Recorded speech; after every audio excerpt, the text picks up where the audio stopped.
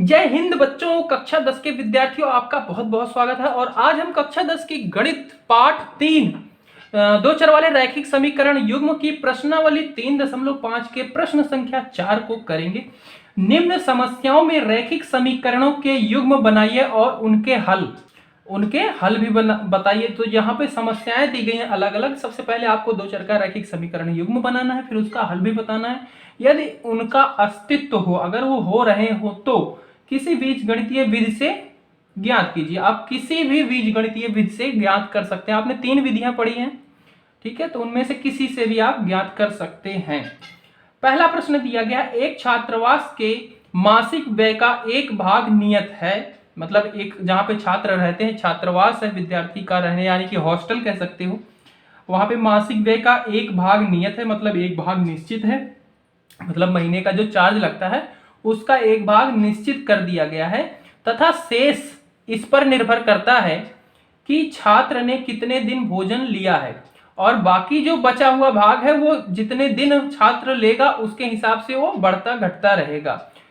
ठीक है। जब एक विद्यार्थी ए को जो 20 दिन भोजन करता है 1000 रुपए छात्रावास के व्यय के लिए अदा करने पड़ते हैं, जबकि एक विद्यार्थी बी को जो 26 दिन भोजन करता है छात्रावास के व्यय के लिए 1180 रुपए अदा करने पड़ते हैं। नियत व्यय और प्रतिदिन के भोजन का मूल्य ज्ञात कीजिए। मतलब एक नियत व्यय है और इसके अलावा जब भी और एक्स्ट्रा चार्ज जो है वो प्रतिदिन का कुछ लगता है। ठीक है, कि हर एक दिन का इतना, एक दिन का इतना, एक दिन का इतना।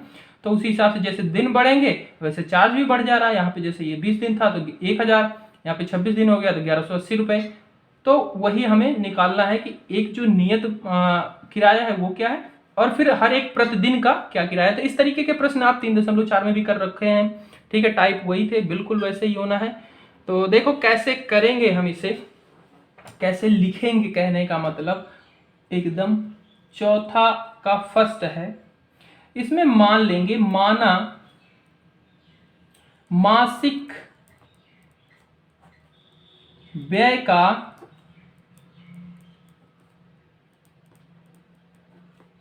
एक नियत भाग, जो एक नियत भाग बोला है ना उसको x मान लेते हैं। ठीक है, कि x रुपया इतना तो लगना ही लगना है, ये तो फिक्स है, हर एक विद्यार्थी को लगना ही है। और फिर प्रतिदिन, इसके अलावा प्रतिदिन का व्यय जो लग रहा है वो, और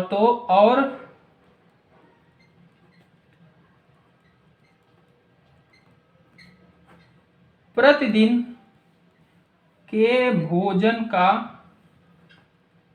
मूल्य, या फिर व्यय कह सकते हो, y रुपया मान लेते हैं। ठीक है, और हमसे यही दोनों पूछा भी है कि नियत किराया बताइए, व्यय बताइए, और प्रतिदिन भोजन का व्यय बताइए। तो x और y हमने उसे मान लिया। और सबसे पहली स्थिति दी गई है, जब विद्यार्थी 20 दिन जा रहा है, 20 दिन भोजन ले रहा है, तो उसे 1000 रुपए देना पड़ रहे हैं ए विद्यार्थी को।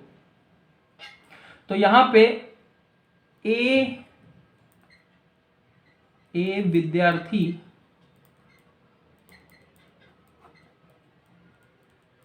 का 20 दिन का व्यय, 20 दिन का व्यय कितना है उसका 1000 रुपया है। ठीक है, तो अगर हम इसके हिसाब से देखें कि वो विद्यार्थी क्या है, ये तो सब विद्यार्थी को लगना ही है, तो यानी कि x, ये तो हर एक विद्यार्थी को ये नियत है, ये तो निश्चित है, इतना तो देना ही है x। बाकी फिर हर एक दिन का क्या लग रहा है, y रुपया, और वो कितने दिन जा रहा है, 20 दिन जा रहा है, तो ये कर देते हैं 20y बराबर 1000। समझ रहे हो क्वेश्चन को, कि ये तो निश्चित है, ये x तो हर एक विद्यार्थी को देना ही देना है, और बाकी प्रतिदिन का लग रहा है कितना, y रुपया, तो ये 20 दिन जा रहा है तो 20y हो जाएगा। और इन दोनों को जब जोड़ेंगे तो उसे जितना देना पड़ रहा है, अदा करना पड़ रहा है पैसा, वो कितना है, 1000। ये आपको दिया गया है प्रश्न में। इसी तरीके से बी विद्यार्थी को 26 दिन का व्यय कितना दे रहा है, वो 1180 रुपया दे रहा है। तो उसको भी x तो लगेगा ही, क्योंकि वो नियत है, वो फिक्स है, निश्चित है बिल्कुल। और उसके बाद वो 26 दिन जा रहा है, और एक दिन का y रुपया है तो 26 दिन का 26y हो जाएगा। और ये दोनों को जब जोड़ेंगे तो वो कितना दे रहा है, 1180 रुपए दे रहा है। ये आपका बन जाएगा दूसरा समीकरण। अब आप इसको किसी भी विधि से हल कर सकते हो, ठीक है। तो ये 3.5 है, जिसमें हमने अभी वज्र गुणन विधि पढ़ा है, तो उसी से हम हल कर देते हैं इसको। तो यहां से अगर आपको ये ऐसा बना लेंगे x y और 1। अब x वाले के नीचे क्या करना होता है, x वाला आपको नहीं देखना, और इसको हम इधर ला लेते हैं। तो मैं इसको अज्यूम कर ले रहा हूं समझाने के लिए, चलो इधर लिख लेते हैं हम इसको। y ये 1000 को इधर लाएंगे तो ये माइनस का 1000 हो जाएगा, बराबर में 0। दूसरा वाला समीकरण x प्लस 26y, और ये 1180 को इधर लाएंगे माइनस का हो जाएगा। अब देखो x को दबा लेंगे तो क्या हो जाएगा, इसका माइनस इसका और इसका मल्टीप्लाई x के नीचे, ठीक है। तो ये हो जाएगा 20 इंटू माइनस का 1180 माइनस फिर 26 गुने 1000, तो ये हो जाएगा 26 गुने माइनस का 1000। और ये फिर y के नीचे क्या होता है, -1 पहले आपको लगाना होता है, और इसके बाद इसको दबा लो फिर, तो इसका और इसका मल्टीप्लाई, ठीक है। x के साथ गुणन में क्या है, 1 है, 1 का मल्टीप्लाई होगा 1180 माइनस का, और फिर ये माइनस फिर इसका और इसका मल्टीप्लाई, ठीक है। तो इस वाले x के साथ भी 1 ही है, और इसका मल्टीप्लाई होगा 1000 के साथ माइनस का, ठीक है, बटे यहाँ पे इसको दबाओ, इसका और इसका माइनस इसका और इसका, यानी कि 1 इंटू 26 26 और 1 गुना 20। और इसको हम साधारण कर लेते हैं थोड़ा सा हल, तो ये हो जाएगा माइनस का 20 है, बहुत बड़ा नंबर होगा ये, तो 0 0 2 0 तो ऐसे ही लग जाएंगे। 118 को दुगुना कर दो तो ये हो जाएगा 200, और 18 दूना 36, यानी कि 236, ठीक है। और ये माइनस, और यहाँ पे भी माइनस, क्योंकि यहाँ पे प्लस है, ये प्लस माइनस माइनस, और फिर ये माइनस माइनस प्लस हो जाएगा, ठीक है। और ये फिर 26 को 1000 से गुना करेंगे तो ये हो जाएगा इतना।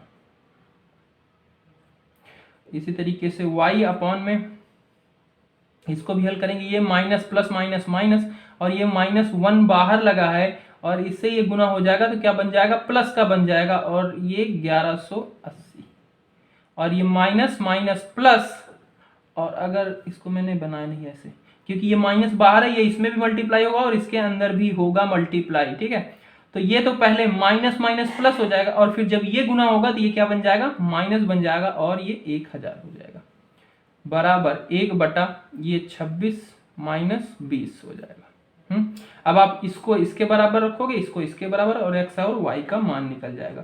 तो x बटा इन दोनों को हल करें तो ये क्या है, 26,000 है, और ये क्या है 23 है, और इन दोनों को सब्ट्रैक्ट करेंगे, प्लस माइनस माइनस, बड़े नंबर का सिंबल लगेगा, बड़ा है 26, और यानी कि प्लस का सिंबल लगेगा। 26 में से 23,600 जाएगा तो कितना बचेगा, 23 चला गया यानी कि 3000 बचा, और फिर 3000 में से 600 चला गया यानी कि 2400, और इसको बराबर में रखेंगे इसके, तो ये इसको हल करेंगे तो यहाँ पे 1/6 आ जाएगा, और यहाँ से हम इसका x का मान निकालेंगे तो इसको ये क्या इधर भाग में उधर जाके गुना में हो जाएगा, यानी कि 2400 उधर गुना में हो जाएगा, बटे में 6 है ही, और 6 का 6 दूनी 12, 6 का 18, 6 चौक 24 यानी कि 4, और ये हो जाएगा 400, यानी कि x का मान आया 400 रुपए। तो नियत किराया जो है वो 400 है। ये तो सब विद्यार्थियों को देना ही देना है, छात्रावास में रहेंगे जो, ठीक है। y का मान, तो यहाँ पे y बटा ये 1180 माइनस 1000, तो ये हो जाएगा 180, बराबर में 1/6, और इसको हल करेंगे तो 180 जाएगा उधर, तो 180 ऊपर चला जाएगा, बटे में 6, 6 का 6 6 दूनी 12, 6 त्रिक 18 यानी कि 30 आ जाएगा, और यहाँ से y का मान आ जाएगा 30, और 30 रुपया हर एक दिन का, प्रतिदिन का 30 रुपया लग रहा है, 400 रुपये फिक्स है, नियत है, समझ गए। दूसरा प्रश्न है, एक भिन्न 1/3 हो जाती है जब उसके अंश से 1 घटाया जाता है, और वह 1/4 हो जाती है जब अंश हर में 8 जोड़ दिया जाता है, वह भिन्न ज्ञात कीजिए। तो ये प्रश्न पिछली प्रश्नावली में बिल्कुल ऐसे ही थे, ठीक है। और ये अंश और हर आपको आइडिया है क्या होता है। ये जैसे 2/5 है तो ऊपर वाले को बोलते हैं अंश और नीचे वाले को बोलते हैं हर, ठीक है। और इसी तरीके से यहाँ पे अंश और हर में कुछ जोड़ा जा रहा है, कुछ घटाया जा रहा है। तो सबसे पहले हम मान लेते हैं, माना अंश x और हर y, ठीक है। और परमीय संख्या क्या बन जाएगी, क्योंकि x/y ये जो होता है इसे क्या बोलते हैं, परमीय संख्या। तो परमीय संख्या हो जाएगी आपकी x/y। पहली शर्त अनुसार, पहली शर्त आपको दी गई है, पहली शर्त अनुसार कि अंश में से एक घटा दिया जाए, ठीक है। तो ये क्या किसके बराबर हो जाता है, 1/3 के बराबर हो जाता है, ठीक है। तो अंश में से x में से एक घटा दिया, y में से कुछ नहीं करना, y को वैसे ही रखना, ये 1/3 हो जाता है। और इसको आप थोड़ा सा अगर सिंप्लीफाई कर लो तो क्रॉस मल्टीप्लाई इसका इसका इसका इसका, यानी कि 3 का गुना हो जाएगा x - 1, इससे y का गुना इसमें हो जाएगा। और इसको सिर्फ हल करेंगे तो ये 3x - 3, y को इधर ले आएंगे तो माइनस का y बराबर 0, और ये भी आपका हो जाएगा 3x - y - 3 = 0। ये आपका फर्स्ट समीकरण हो जाएगा। दूसरी शर्त जो दी गई है, दूसरी शर्त अनुसार, दूसरी शर्त दी गई है कि हर में 8 जोड़ दिया जाए तो 1/4 हो जाता है। तो ये हो जाएगा x/y + 8, क्योंकि हर को हमने y माना है और y में 1 जोड़ दिया, 8 जोड़ दिया जाए तो 1/4 हो जाता है। और फिर इसका भी क्रॉस मल्टीप्लाई करके हम इसे भी सिंप्लीफाई कर लेंगे, ये हो जाएगा 4x, ठीक है, 4x और इसका इसके साथ यानी कि y + 8, और इसको और हल करेंगे तो ये 4x - y - 8 बराबर 0, और ये आपका दूसरा समीकरण बन जाएगा। अब आपको 2 समीकरण मिल गए हैं, आप इनको हल कर सकते हो, ठीक है। हल कर दें, हाँ जी भैया कर दो, हम ही कर दें, हाँ देखो इसमें आप क्या कर सकते हो, हम किसी भी विधि से कर सकते हैं। तो मुझे दिख रहा है ये -y यहाँ पे भी है, -y ये है, हम इसमें लगाते हैं क्या, विलोपन विधि, एक को हम गायब कर देंगे, ठीक है। तो ये इन दोनों समीकरण को, पहले समीकरण 1 से 2 को घटाने पर, समीकरण 1 से 2 को घटाने पर, तो समीकरण आपका पहला है 3x - y - 3 बराबर 0, 4x - y - 8 बराबर 0, और घटा रहे तो इसका सिंबल हो जाएगा चेंज, और यहाँ से इसको हल करेंगे, यहाँ से आ जाएगा माइनस का x, और ये प्लस ये माइनस कैंसिल, और ये प्लस और माइनस का 3, 8 में से 3 जाएगा यानी कि 5 आ जाएगा बराबर का 0, और यहाँ से x का मान निकल आएगा क्या, प्लस का 5। और आप x के मान को आप चाहे पहले समीकरण में रख दो चाहे दूसरे समीकरण, x का x बराबर 5 समीकरण 2 में रखने पर, 2 ये रहा तो 4x है, x की जगह पे 5 - y - 8 बराबर 0, ये 5 × 4 = 20 -y - 8 बराबर 0, और 20 में से 8 जाएगा यानी कि 16 बचेगा, और y = उधर भी जाके 16, इधर भी माइनस रहेगा उधर भी 16, माइनस से माइनस कैंसिल हो जाएगा यानी कि y बराबर 16 आ जाएगा। तो x का मान आया 5 और y का मान आया 16। तो अब वो परिमेय संख्या भी पूछा है क्या इसमें, अंश और तो वह भिन्न ज्ञात कीजिए, तो ये भिन्न भी हमें ज्ञात करना है, ठीक है। परिमेय संख्या को ही भिन्न भी बोलते हैं, x/y के रूप में ही, ठीक है।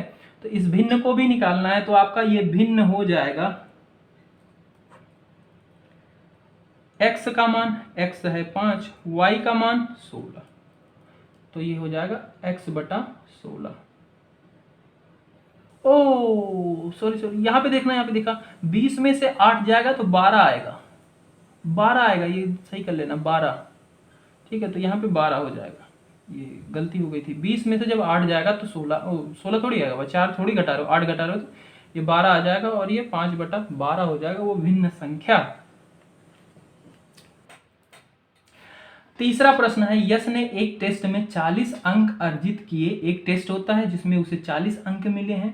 जब उसे प्रत्येक सही उत्तर पर 3 अंक मिले और इसी टेस्ट में जो 40 अंक प्राप्त किए उसमें क्या हुआ है, सही उत्तर पे उसे 3 अंक मिले हैं, अशुद्ध उत्तर पर 1 अंक की कटौती की गई है।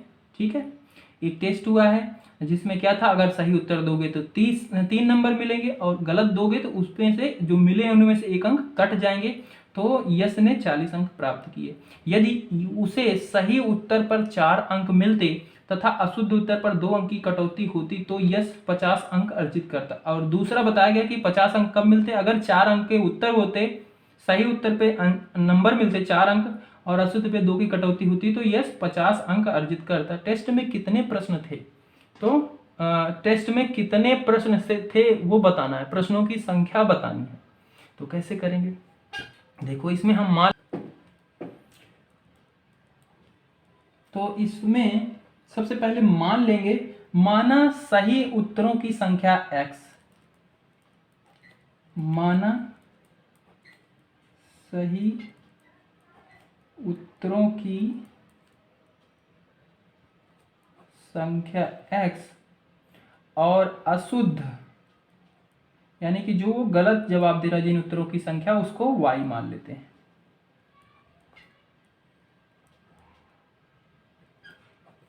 संख्या y, ठीक है। इसलिए पहली शर्त अनुसार, जो पहली शर्त दी गई है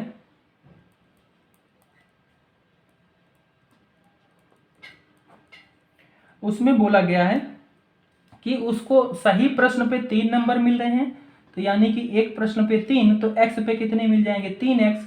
और घटौती कितनी, घटाया कितना जा रहा है, 1 नंबर। अगर उसने अशुद्ध उत्तर दिए हैं तो उसमें से घटा दिया जा रहा है 1 नंबर, यानी कि y है अशुद्ध उत्तरों की संख्या और 1 नंबर घटाया जा रहा है कि 1 इंटू 1 नंबर घटाया जा रहा है तो क्या हो जाएगा 1 इंटू वाई, यानी कि y, तो y हम इसको घटा देंगे और उसे कितने नंबर कुल मिल रहे हैं, 40। ये पहली शर्त में मिल रहे हैं और यही आपका पहला समीकरण मिल जाएगा। ठीक है, और दूसरी शर्त अनुसार,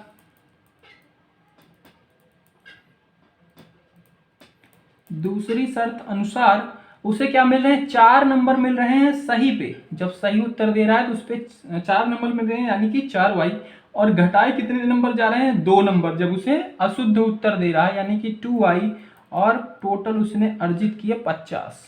ये हो जाएगा सेकंड। ठीक है, अब आप इन दोनों को किसी भी विधि से हल कर सकते हो। तो हम यहाँ पे वही लगा रहे हैं, हम विलोपन विधि लगा रहे हैं। और इस वाले समीकरण में अगर हम 2 से गुना कर देंगे तो यहाँ पे 2y हो जाएगा, यहाँ पे भी 2y है, और फिर माइनस कर देंगे तो एक प्लस में एक माइनस में हो जाएगा और एक खत्म हो जाएगा बड़ी आसानी से। तो समीकरण 1 में 2 से गुना करके दूसरे से घटाने पर, तो जब इसमें हम गुना करेंगे तो ये हो जाएगा 6x और माइनस का 2y बराबर में 4 दूना 8 यानी कि 80। और दूसरा वाला समीकरण है 4x 2y बराबर में 50। और घटा रहे हैं तो इसका सिंबल बदल जाएगा। ठीक है, और इसको 6 में से 4 जाएगा यानी कि 2x, और ये प्लस का ये माइनस का कैंसिल हो जाएगा। और यहाँ पे 80 में से 50 जाएगा तो यानी कि 30 आ जाएगा और x का मान 15 आ जाएगा। और इस x के मान को आप समीकरण 1 में रख दो या 2 में, तो x बराबर 15 रखने पर, समीकरण 1 में रखेंगे x बराबर 15 और ये 15 तियां 45 हो जाएगा, और उधर भेजेंगे तो ये हो जाएगा माइनस का 45। ठीक है, और यहाँ से घटाएंगे तो ये माइनस का 5 आ जाएगा, और यहाँ पे y माइनस से माइनस कैंसिल यानी कि y बराबर 5 आया। ठीक है, उसने पूछा है कुल प्रश्नों की संख्या, तो भाई जितने शुद्ध उत्तर दिए हैं जितने अशुद्ध दिए हैं दोनों को जोड़ेंगे तो कुल प्रश्नों की संख्या आ जाएगी। तो कुल प्रश्नों की संख्या ये होगी x प्लस वाई, x का मान है 15, y का मान है 5 यानी कि 20। तो ये 20 प्रश्न हैं कुल। चौथा प्रश्न है, एक राजमार्ग पर 2 स्थान A और B एक राजमार्ग है, उस पे 2 स्थान है, हमने ये मान लिया ए, ये मान लिया बी। 100 किलोमीटर की दूरी पे है, मतलब इन दोनों के बीच की दूरी जो है वो 100 किलोमीटर है। चलो, एक कार ए से तथा दूसरी कार बी से एक ही समय पर चलना प्रारंभ करती है। एक कार यहाँ पे है, एक कार यहाँ पे है, बी पे है, एक ही समय पर चलना प्रारंभ करती है। यदि ये कारें भिन्न भिन्न चाल से एक ही दिशा में चलती हैं, मतलब यहाँ से एक कार जो चल रही है वो यहाँ से चलना शुरू हुई और इसकी स्पीड अलग है, और इसकी भी यहाँ से जो कार चल रही है उसकी भी स्पीड अलग है, उसकी भी चाल अलग है, तो वे 5 घंटे बाद पश्चात मिलती हैं। तो वे 5 घंटे बाद मिल जाती हैं, मतलब यहाँ से जो ये कार चल रही है चलते चलते आएगी यहीं पे, और यहाँ से जो चल रही है यहाँ पे भी आएगी, और दोनों यहीं पे एक साथ मतलब मिल जा रही हैं। समझ रहे हो क्वेश्चन? ये कह रहा है। तो ये स्थिति कौन सी है? जब दोनों एक ही दिशा में चल रही हैं। दूसरी स्थिति यहीं पे दी गई है, अगर ये दोनों एक दूसरे के विपरीत चल रही है, मतलब ये इधर से चल रही है, इधर से चल रही है, तब ये 1 घंटे पश्चात मिल जाती है, मतलब 1 घंटे बाद ये दोनों मिल जाती है। दोनों की चाल अलग अलग है, मैंने बिल्कुल मिडिल में बनाया, मिडिल में नहीं मिल सकती क्योंकि जिसकी चाल ज़्यादा होगी वो ज़्यादा डिस्टेंस दूरी तय करके इधर आ जाएगी। तो कहने का मतलब 1 घंटे बाद पश्चात मिल जाती हैं। समझ रहे हो क्वेश्चन? ये है आपका प्रश्न, और आपको इसमें कार की चाल बतानी है, दोनों कारों की चाल क्या है। तो इसमें मान लेंगे, माना स्थान ए से चलने वाली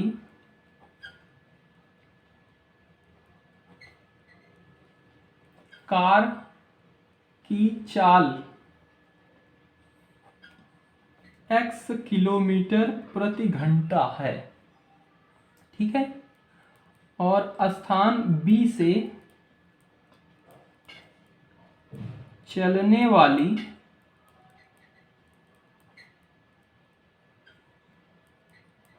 कार की चाल y किलोमीटर प्रति घंटा, ठीक है। 5 घंटे के बाद, 5 घंटे बाद क्या हो रहा है, दोनों कारें मिल जा रही हैं। घंटे के बाद ये पहली स्थिति, 5 घंटे बाद क्या हो रही है, ए वाली जो यहां से चलना शुरू हुई वो चल के यहां पे पहुंच जाएगी, बी वाली जो चलना शुरू हुई यहां पे पहुंचेगी और दोनों मिल जाएंगी। तो ए वाली कितनी स्पीड चलेगी भाई 5 घंटे बाद? इसकी चाल क्या है, 1 घंटे में x किलोमीटर, तो 5 घंटे में कितनी, 5x हो जाएगा, ठीक है। और यहाँ पे अगर देखो ये ए वाली है, x माना है ना इसको, ये क्या है 5x की दूरी यहाँ से तय करके यहाँ पे आ गई है, और बी वाली क्या है, यहाँ से चल रही है, यानी कि y स्पीड की चाल से चल रही है, यहाँ से यहाँ तक ही गई है। तो यानी कि बी वाली की चाल क्या हुई है, घटी है, इससे ए वाली से कम है, ए वाली की स्पीड ज्यादा है। तो ये क्या हो गया, दोनों मिली हैं, यानी कि अगर बी वाली भी इसी स्पीड से चलती थी, दोनों मिलती क्या, नहीं मिलती, यानी कि इसको क्या करेंगे, 5y इसमें से घटा देंगे, और ये दोनों के बीच की दूरी क्या है, 100 किलोमीटर है। नहीं आई? देखो इसको इस तरीके से भी आप समझ सकते हो। देखो आपको पता है चाल बराबर होता है दूरी बटा समय, और हमने यहाँ पे ये हमें दूरी पता था, तो दूरी बराबर हम लिख सकते हैं चाल गुणा समय, ठीक है। और ये हमें दूरी इन दोनों के बीच में पता है 100 किलोमीटर, और अगर हम इनकी नेट चाल निकालें, नेट चाल, जब दोनों कारें क्या है एक ही दिशा में चलती हैं और दोनों मिल रही हैं, इसका मतलब उनकी डिस्टेंस क्या हो, उनकी चाल क्या होगी, एक दूसरे से घट जाएगी, ठीक है। जैसे आप ट्रेन में बैठे होते हैं, जब 2 ट्रेन एक दूसरे के साथ विपरीत आती है तो लगता है कि वो दूसरी ट्रेन कितनी तेजी के साथ जा रही है, तो उसमें क्या होता है, चाल दोनों की जुड़ जाती है। और जब 2 ट्रेनें एक साथ जा रही हो तो तुम्हें लगता है कि वो दूसरी वाली कितनी धीमी चल रही है, पर वो धीमी नहीं होती, एक्चुअल में बहुत ज़्यादा ही तेज होती है। पर अगर जिस ट्रेन में हम बैठे होते हैं उससे तुलना करते हैं, कंपेयर करते हैं, तो धीमी लगती है, यानी कि उसमें चाल उसकी घट जाती है। तो वही चीज़ है यहाँ पे, जब ये दोनों एक ही दिशा में चल रही हैं, तो इसलिए इनकी चाल क्या हो जा रही है, x माइनस वाई कर दी जा रही है। और जब x माइनस वाई करी जा रही है, तो इसको मैं अगर x माइनस वाई लिख दूं और 5 को इधर रखूं और इधर 100 को कर दूं, तो ये आपका यही वाला समीकरण बन जाएगा कि दूरी बराबर चाल बटा समय। तो चाल क्या हो जा रही है, नेट चाल दोनों की x माइनस वाई हो जाएगी, और समय दिया गया है 5 घंटा, 5 घंटा बाद ये मिलती हैं, तो 5y बराबर 100। ये आपका पहला समीकरण, समझ रहे हो। और इस 5 को उधर भेज दो तो ये हो जाएगा x माइनस वाई, और 5 से 100 में क्या हो जाएगा, भाग हो जाएगा, तो यानी कि 5 दूना 10 यानी कि 20 आएगा। ये आपका पहला समीकरण बन जाएगा, ठीक है। और जब यही दोनों एक दूसरे के विपरीत चल रही हैं, तो 1 घंटे बाद मिल रही हैं। तो जब विपरीत चलती हैं, जैसे ट्रेन का ही लिए एग्जाम्पल कि 2 ट्रेनें एक दूसरे के अपोजिट आती हैं, बिल्कुल ठीक है, आप इधर से जा रही है आपकी ट्रेन, आप एक ट्रेन इधर से आ रही है, तो ये लगता है कि दूसरी वाली ट्रेन कितनी तेजी के साथ जा रही है, तो उसमें क्या होता है, स्पीड जुड़ जाती है चाल, यानी कि x प्लस वाई हो जाएगी चाल बराबर हो जाएगा x प्लस वाई। और समय कितना लग रहा है, 1 घंटा लग रहा है, और दूरी क्या है, 100 किलोमीटर ही है। ये आपका बन जाएगा दूसरा समीकरण, ठीक है।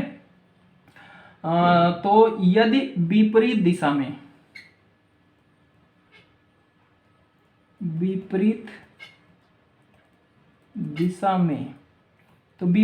में आपकी हो जाएगी x प्लस वाई, और समय कितना लग रहा है, 1 घंटा, दूरी है दोनों के बीच में 100 किलोमीटर, तो ये हो जाएगा x प्लस वाई बराबर 100। ये आपका दूसरा समीकरण बन जाएगा, समझ पाए। ये समीकरण आप याद रखना, दूरी बराबर होता है चाल गुना समय। हमने नेट चाल निकाली, जब दोनों एक ही दिशा में है तो नेट चाल क्या हो जाएगी, कुल चाल दोनों का घटाव हो जाएगी, ठीक है। तो x माइनस वाई हो गई नेट चाल, और 5 घंटा लग रहा है, दूरी ये है। दूसरी स्थिति में क्या है, जब दोनों एक दूसरे के विपरीत होती है तो चाल जुड़ जाती है। इसको आप प्रैक्टिकल बड़े अच्छे समझ सकते हो। जब आप ट्रेन में बैठे हो तो दोनों एक दूसरे के आमने सामने आती है, तो बहुत तेजी के साथ लगता है कि बहुत तेजी के साथ आ रही है। उसमें क्या होता है, स्पीड दोनों की जुड़ जाती है, इसलिए हमें लगता है कि बहुत तेज आ रही है, ठीक है। तो ये x प्लस वाई हो जाएगा, और उसमें 1 घंटा लग रहा है मिलने में, और 100 किलोमीटर है। तो ये आपका दूसरा समीकरण बन गया। अब आप इन दोनों समीकरण को सॉल्व कर सकते हो किसी विधि से। अगर मैं पहले समीकरण को दूसरे के साथ जोड़ दूं, तो ये x माइनस वाई बराबर 20, ठीक है। ये भी x प्लस वाई बराबर 100, और इनको हल करेंगे तो y से y कैंसिल हो जाएगा, यानी कि 2x, और 120, x बराबर हो जाएगा 60, यानी कि 60 किलोमीटर प्रति घंटे की चाल से चल रही है आपकी कार ए, ठीक है। और इस x के मान को आप किसी भी समीकरण में रख दो, चाहे पहले या दूसरे में। तो मैं इस x के मान को समीकरण 1 में रख रहा हूं। तो समीकरण 1 है x माइनस वाई बराबर 20, और x की जगह पर रख देते हैं 60 माइनस वाई बराबर 20। 60 को उधर भेजेंगे तो हो जाएगा माइनस का 20 माइनस 60, और इधर से आ जाएगा माइनस का 40, माइनस वाई, माइनस से माइनस कैंसिल, यानी कि y बराबर 40। तो यहाँ पे y बराबर 40 आ जाएगा, यानी कि b वाली चाल क्या है, 40 किलोमीटर घंटा। तो यहाँ पे मैं लिख देता हूँ कार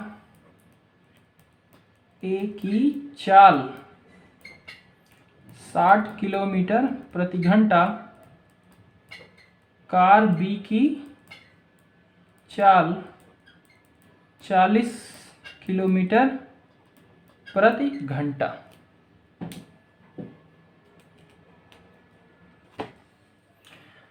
फिफ्थ दिया गया है, एक आयत का क्षेत्रफल 9 वर्ग इकाई कम हो जाता है। एक आयत है जिसका क्षेत्रफल 9 इकाई वर्ग कम हो जाता है यदि उसकी लंबाई 5 इकाई कम कर दी जाती है और चौड़ाई 3 इकाई बढ़ा दी जाती है, ठीक है। यदि हम लंबाई को 3 इकाई और चौड़ाई को 2 इकाई बढ़ा दें, ठीक है, लंबाई को 3 इकाई, चौड़ाई को 2 इकाई बढ़ा दें, तो क्षेत्रफल 66 वर्ग इकाई बढ़ जाता है। आयत की बीमाएं ज्ञात कीजिए, मतलब लंबाई गुणा चौड़ाई, लंबाई और चौड़ाई ज्ञात कीजिए। तो माना आयत की लंबाई x है, ठीक है, क्योंकि लंबाई और चौड़ाई ही ज्ञात करना है। तो माना आयत की लंबाई x है और आयत की चौड़ाई y है, तो क्षेत्रफल होगा क्या, तब क्षेत्रफल होता है लंबाई गुणा चौड़ाई, तो x गुना y हो जाएगा, ठीक है। और पहली स्थिति दी गई है जब इसका 9 इकाई वर्ग क्या हो जाता है, कम हो जाता है क्षेत्रफल, यानी कि x माइनस पहली शर्त, ठीक है, पहली शर्त अनुसार, पहली शर्त अनुसार क्या हो रहा है, इसका क्षेत्रफल क्या हो जा रहा है, 9 वर्ग स्क्वायर कम हो जा रहा है। तो क्षेत्रफल कुल है एक्स वाई, इसमें से माइनस कर दो 9, ठीक है। तो ये कम हो जा रहा है, कब हो जा रहा है, यदि उसकी लंबाई 5 इकाई कम कर दी जा रहा है, यानी कि लंबाई x में से 5 घटा दिया जा रहा है, यानी कि x माइनस वाई कर दिया जा रहा है, ठीक है। और y में क्या किया जा रहा है, यानी कि चौड़ाई 3 इकाई बढ़ा दी जा रही है, चौड़ाई क्या की जा रही है, 3 इकाई बढ़ा दी जा रही है, यानी कि y प्लस 3 की जा रही है, और इन दोनों का गुना कर रहे हैं, तो इनके क्षेत्रफल में कितनी की कमी आ रही है, 9, इसमें से भी घट जा रहा है, और ये आपका बन जाएगा पहला समीकरण।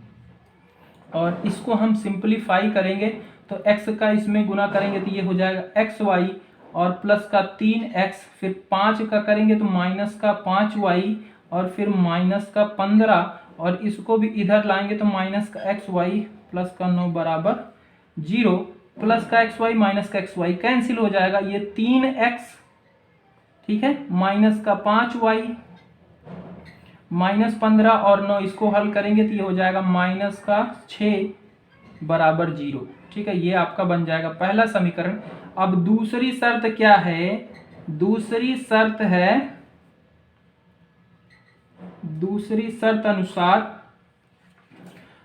दूसरी शर्त दी गई है, यदि हम लंबाई को 3 इकाई और चौड़ाई को 2 इकाई बढ़ा दें, तो लंबाई में क्या कर दें, 3 इकाई बढ़ा दें, ठीक है, यानी कि x प्लस 3, और चौड़ाई में क्या कर दिया जाए, इनको 2 इकाई बढ़ा दिया जाए, यानी कि y प्लस 2, और इन दोनों का गुना, क्षेत्रफल क्या हो जा रहा है, यानी कि एक्स वाई में क्या हो जा रहा है, 66 वर्ग इकाई बढ़ जा रहा है, तो यानी कि 67 इसमें ऐड कर दिया जाए, ठीक है।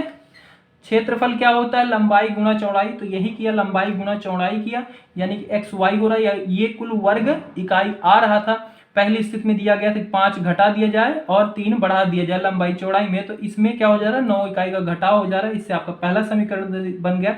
दूसरी समीकरण में कह रहा है कि लंबाई में 3 जोड़ दें और चौड़ाई में 2 जोड़ दें, ठीक है, तो इन दोनों का गुना बराबर क्या होगा, एक्स वाई, और तब ये इसके क्षेत्रफल में क्या हो जा रहा है, 66 बढ़ जा रहा है, तो ये आपका दूसरा समीकरण बन जाएगा।